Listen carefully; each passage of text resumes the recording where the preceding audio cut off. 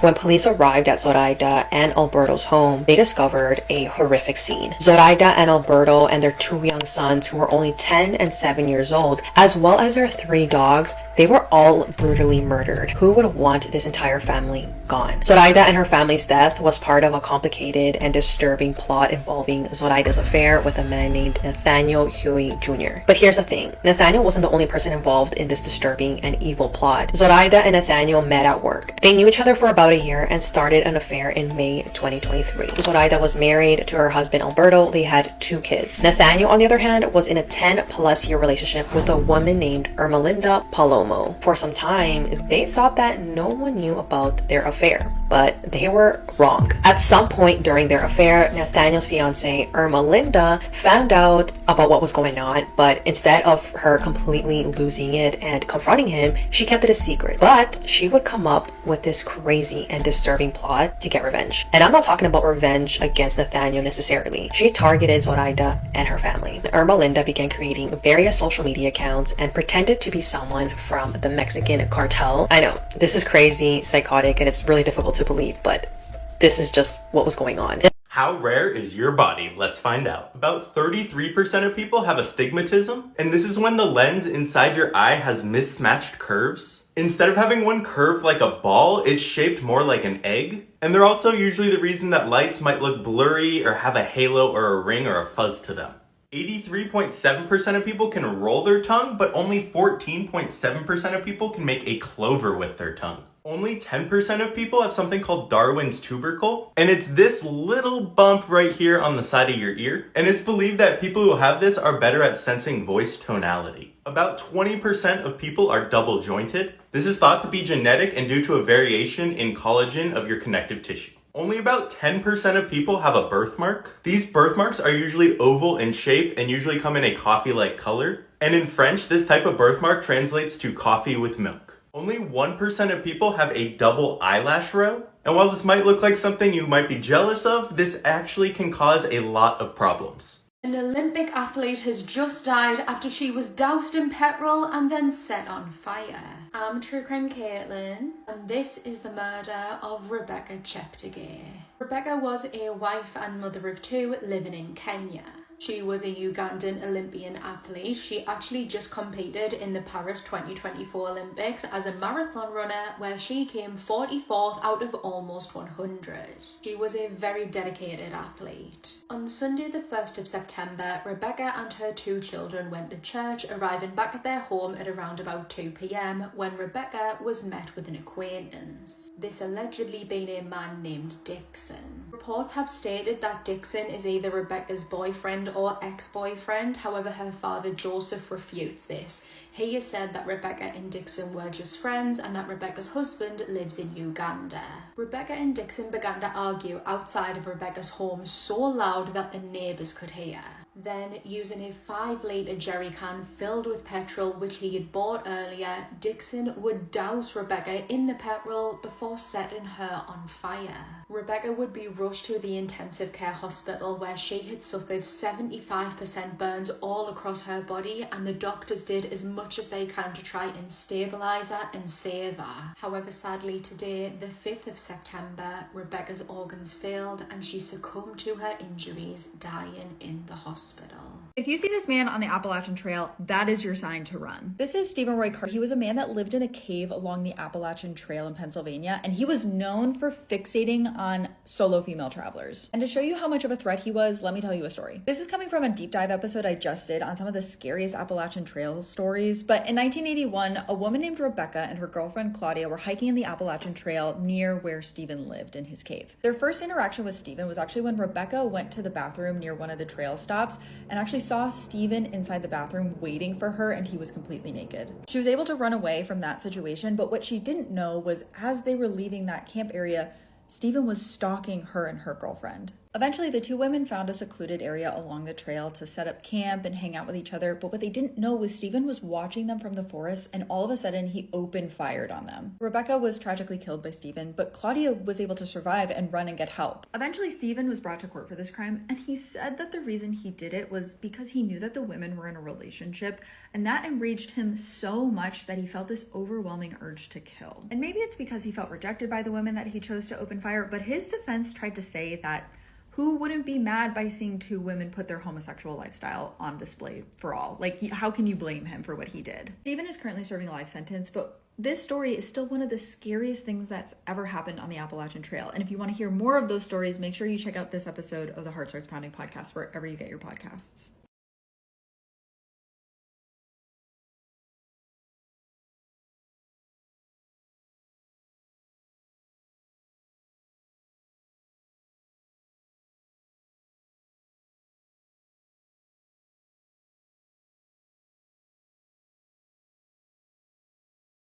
This is why you should always trust your gut. In the early 1970s, a college student decided to hitchhike his way home after class. A car pulls up, a man offers him a ride, and he climbs in. As soon as the car started moving, the student felt totally uneasy, like something was wrong but he couldn't quite place it. Without saying anything, he waited till the next time they slowed down and he flung the door open and ran away. 2 years later, he's flicking through TV channels when he comes across this special interview with a death row inmate. And it's just the audio recording, so he hears the interviewer ask the inmate, "Why did you remove all the door handles inside of your car?" The man just goes, "Well, the first time I tried to kill someone, I picked up a college hitchhiker who got smart at some point and jumped out of my car. So, lesson learned, remove all the door handles." When they showed his picture, the student knew immediately that he was supposed to be the first victim of John Wayne Gacey, aka the killer clown, who had killed over 30 men and boys in his clown room and stuffed them into his basement. Have you guys heard of this recent case of this stepmother who starved this 4-year-old child to the point where he passed away? If you guys want to skip this short video and watch the full story with all the details, make sure to go on my YouTube channel. I have the video there. 4-year-old Benjamin Cera, also known as Benji, was a sweet, playful little boy who was living with his mother for the first 2.5 years of his life until his father gained full custody. A year later, Benji's father, Brandon Cera, met this woman named Miranda Caceres. Miranda was a single mom and had a 3-year-old son from a previous relationship, but despite this,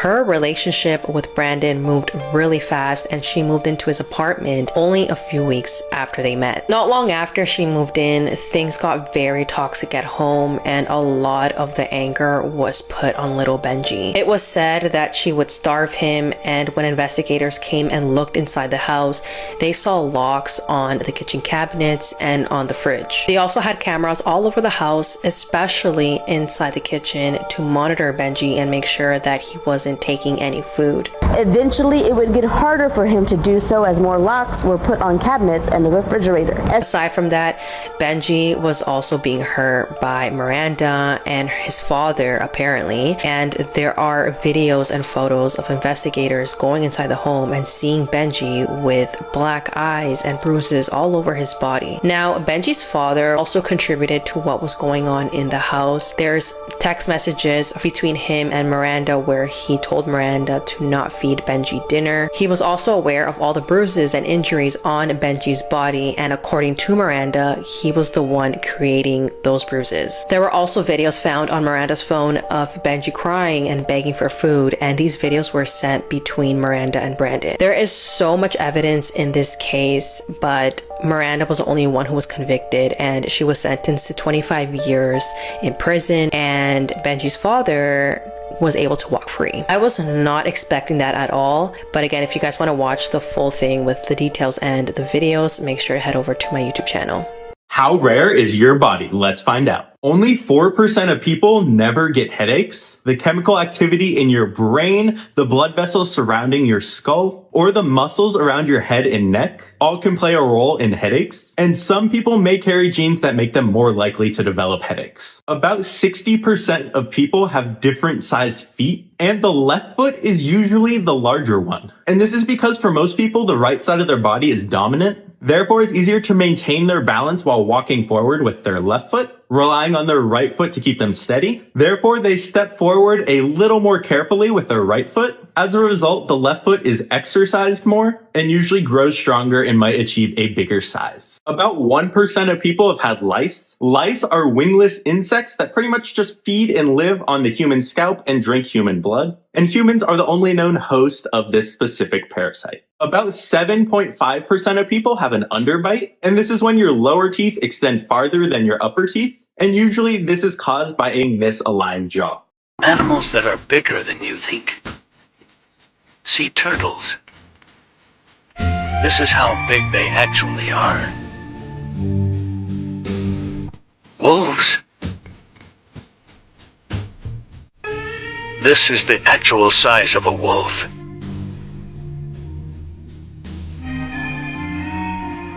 Today we're going to be talking about the urban legend of Hug and Molly from Abbeville, Alabama. Also, I'm starting a new series about urban legends by state, and we're starting with Alabama because it's the first one in alphabetical order. She's a ghostly presence that is 7 feet tall, and she wears like this black cloak, and she haunts the town at night, and she apparently grabs kids that are being bad, and she screams in their ear at the top of her lungs, which can be deafening. Some people think that she was a mother who lost her children. Some people think that she was a school teacher back when she was alive. I like the school teacher theory, honestly, because like I was a substitute for years and I would also do this in the afterlife. Also, I love that it's so southern that it's actually Hug and Molly. Like as a Texan, okay, I appreciate the southern drawl on that. It looks like she even has her own Pokemon card. But she's so entwined with the town of Abbeville that she's even on the sign for when you enter the town. This would be a great place to take the kiddos. This is from the Hug and Molly movie. Why does it kind of look like me at the movie theater when I'm pissed off that they run out of Twizzlers? But like 7 feet tall? Hello, mommy. She's an icon. She is the moment. We love her. How do you feel about Miss Molly? This is the unsettling evidence that was found after a woman vanished off a cruise ship. It was December 2004 and Annette Mizner was 37 years old. The mother from Wisconsin had actually won a 9-day cruise to the Mexican Riviera, so she was obviously thrilled. She boarded the ship with her parents and her 17-year-old daughter Danielle. However, on the 4th of the month, things turned from a dream to a nightmare. Annette left her room to meet up with her parents as planned at 10 p.m. to go to bingo. Worryingly though, she never showed up. Her dad was concerned and heard rumours that she'd been spotted around 7:30 at the casino. He went to try and find her but had no luck. He then heard over the intercom that a bag had been found. It turned out to be Annette's bag and it was recovered from the railings on a lower deck of the ship at around 10:10 p.m. Beading from her handbag was all over the floor, which indicated signs of a struggle. Then came the most worrying discovery of all. A CCTV camera had been covered with paper. It was as if somebody was deliberately trying to cover over the cameras so nothing was seen. Annette was declared missing and a Coast Guard aircraft and Navy ship searched the area for 16 hours. Tragically, they failed to find the missing mum. Now, Annette's daughter Danielle actually claimed a strange man had been harassing her mum and they'd reported it to staff but nothing had been done. Annette's husband feels that she may have fallen by accident or could have been pushed overboard. Her fate remains a mystery to this day. These two were having sex, she called out the wrong name, and he literally ripped her insides out with his bare hands. In 2015, Fidel Lopez murdered Maria Nemeth for saying the wrong name during sex. She called out her ex-husband's name instead of his. And reading about this case was like nightmare fuel. He went on to assault her with a hot curling iron, and then he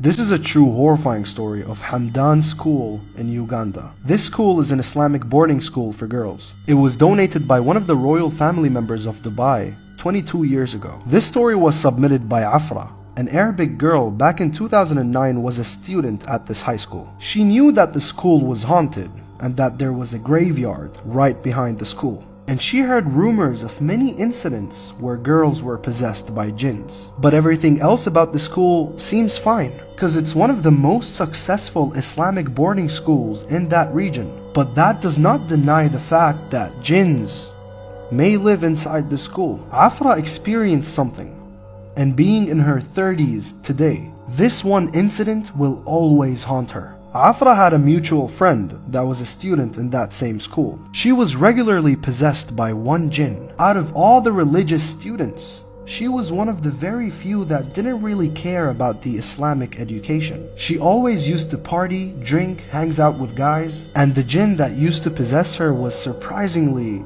a Muslim. He was just furious that she used to disobey her family and her religion. They brought her to one of the halls in the school and they started a ruqya session. Afra was there witnessing the whole thing. After many attempts of trying to make this jinn speak, he finally responded. I am possessing this girl because she disobeys. I will not leave until she changes. They were all shocked and they proceed with the recitation. The moment they stop, just for a few seconds, the possessed girl stares at Afra. Who is this girl? Why is she very quiet? She is very pretty, very nice, but I cannot go near her. Afra froze in her place. She felt numb all around and she was not able to move a single muscle. The Imam was intrigued, so he asks the jinn, why can't you go near her? What is stopping you? It was a back and forth questioning. The jinn kept saying, I can't. Why can't you? Until it responded. There is someone in front of her with light. What does that mean? They ask. There is someone in front of her with light. I can't go near her. They couldn't interpret what this was exactly. It could have been the veil of light from the Adhkar. But regardless, Afra will never forget the demon's eyes staring deep into her soul, wanting to possess her.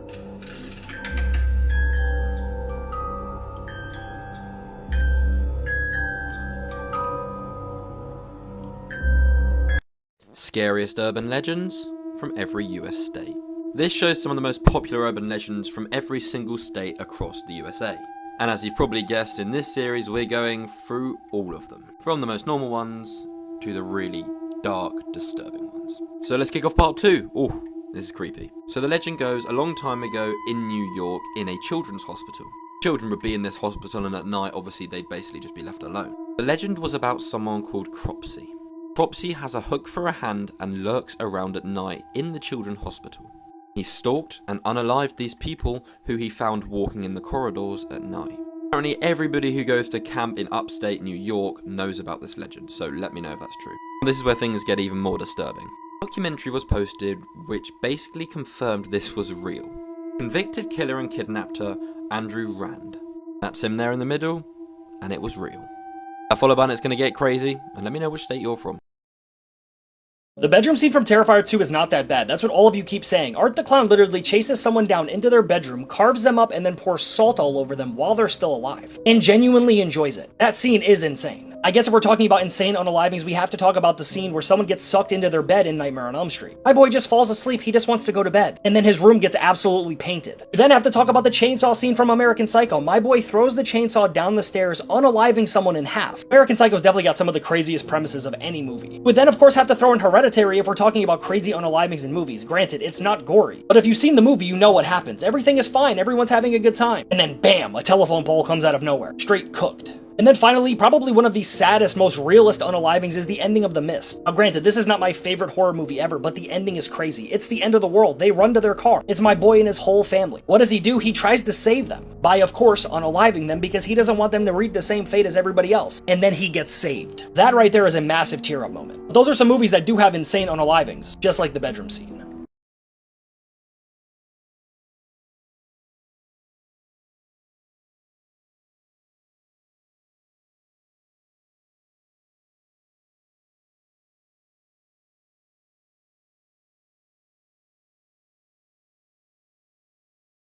These are 8 horrifying facts that will probably keep you up at night. Episode 21. Number 1. The black box. In every aircraft, there is something known as a black box. And before every plane crash, the black box stores recordings of passengers screaming before they die. The most common word that black boxes recorded before a crash is the word mama.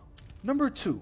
Bodies are sometimes found in hotel beds. Guests from different countries from around the world have reported foul smells in their bedrooms, only to discover a corpse stuffed inside the mattress after sleeping on it for days. Number 3. People who wake up during surgery. Anesthetic awareness. It is a medical term known for when patients wake up mid-surgery and they feel everything, including the pain. But because of the anesthesia, they are unable to move nor speak. Number 4. There are hundreds of active serial killers walking free right now. The FBI estimates that at least 2,000 active serial killers are currently uncaught around the world. Number 5. There's a 1 in 3 chance your house has hidden mold that can affect your brain. Long-term exposure has been linked to hallucinations, memory loss, and paranoia, and most people never find out about the mold until it's too late. Number 6. Sometimes bodies aren't buried, they're stored and forgotten. In some hospital morgues, unclaimed bodies are stacked in freezers for years until they're either cremated without a name or sold for research. Number 7. There are people who fake being dead and live among corpses. They are known as necrosadists. They sneak into morgues or graveyards at night, not to harm, but to feel close to the dead. Number 8. Cameras sometimes capture things the eye can't see. Paranormal investigators have caught unexplained figures, shadows, and even faces in rooms that were completely empty. Some claim it's the only time jinns make themselves visible. If you want more, like and follow for episode 22. These two mothers in Las Vegas took their own lives 5 months apart from each other, and suspiciously they had been fighting the Las Vegas Police Department over an alleged double homicide cover-up. And this double homicide had ties allegedly to a child sex trafficking ring. So this is Judge Melanie Andreas Tobiasen. She was 55 years old, and on January 20th, 2023, after stepping down from her position as a judge a year ago, she took a gun and ended her life in her $2 million Las Vegas mansion. And on the left here is Connie Land. Connie was Judge Melanie's 53-year-old friend. Her daughter, along with her boyfriend, who is alleged to be her pimp, were murdered in 2016. And on August 10th, 2022, after fighting for justice for 6 years for her daughter, Connie took her own life, which means that both of these women are now dead. So let's step back to a year before the murders happened. At this point, Judge Melanie is tipping off local authorities about the presence of an underage sex ring that's operating in Las Vegas. She's going on podcasts trying to raise the alarm. She's writing this down on court documents. And eventually, Melanie met Connie. But why did Melanie meet Connie? Well, apparently Melanie thought that a man named Sugar Shane Valentine, the same man that had tried to lure her own daughter into prostitution, was the man that murdered Connie's daughter and her alleged boyfriend pimp. And this judge was a badass. She just wanted to find the truth and to expose this ring. She went on record one time and said that she went to Sugar Shane Valentine's house and kicked his door in asking for answers. And she even stated at one time that she had verbally threatened him because the police were not assisting her in her investigation whatsoever. She had presented the police with lots of evidence that this guy was involved in this sex trafficking ring. She knew that there were pedophiles linked to this ring that were directly profiting off of all of this. And she was passionate about finding the truth and protecting children. But unfortunately, a lot of times stories like this end in bizarre and strange circumstances. So apparently for a while before her death, Melanie had been telling loved ones of hers, "Remember, if I die, I didn't do it." She even told friends and family members that she was being followed. She knew she was being watched and she had been threatened. Apparently the hub for this sex trafficking ring was a clothing store called Top Notch. And the judge had tried to raise all these concerns about this store. Eventually though, the store shut down because of a murder that occurred right out front. And the owner was arrested and sentenced to 45 years in prison for shooting and killing his own girlfriend. So obviously this was not a good place. She went on the record though and said that when she brought information about what was going on at Top Notch to the police, they ignored her. They said that they knew that places like this existed all over Vegas, but that they were kind of untouchable and that it was dangerous for her to go down this path. Something bizarre is that a number of detectives in Las Vegas have been told that they've been told to forget about and lay off of child sex trafficking stings and operations. It's kind of scary to think of how much power these organizations have, and it is suspicious that these two women that were fighting for justice died from allegedly their own hands only months apart from each other.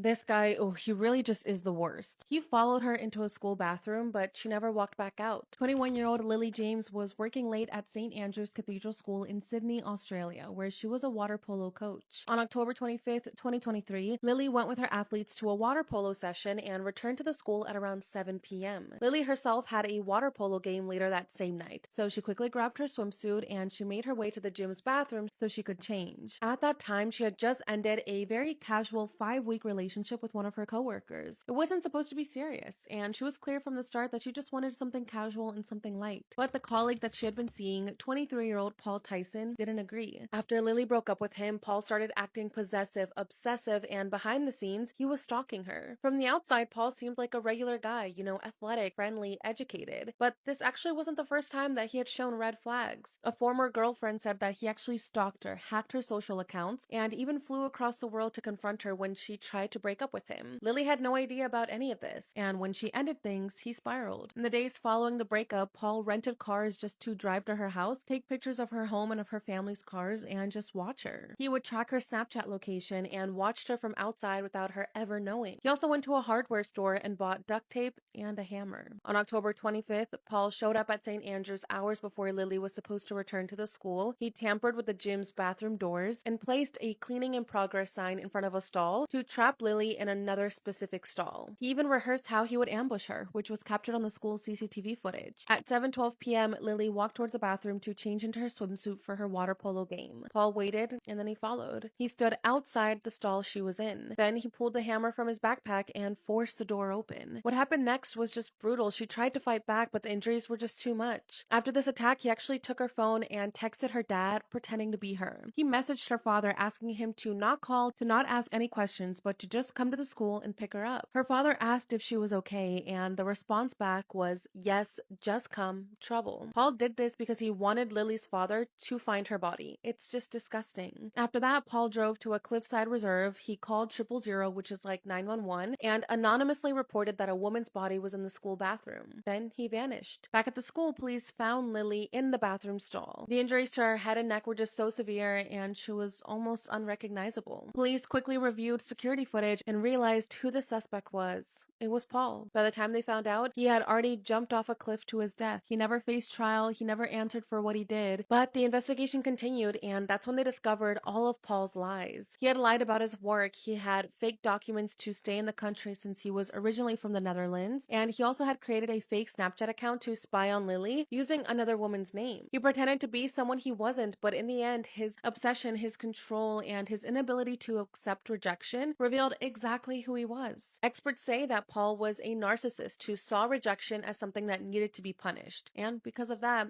a young woman with her whole life ahead of her is gone. Lily isn't only a victim, she was a daughter, a sister, a coach, a dancer, a friend. She loved chocolate, she loved sweets, she loved to perform, and she made everyone around her feel seen and feel supported. Her family is just so devastated. Her mom, Peta, who is also battling cancer, says she still walks into Lily's room just to feel close to her. Her dad, Jamie, is carrying a pain and guilt that no parent should ever have to feel. And Lily's younger brother, Max, is now left without his precious sister. Lily should still be here. So should every woman who has lost her life at the hands of a jealous, obsessive, or resentful partner. Lily's parents have spoken out about how important it is to teach young men how to handle rejection with maturity, because learning that could save lives and protect women from violence like this. My heart just goes out to Lily's loved ones, and I just do pray that she is resting peacefully.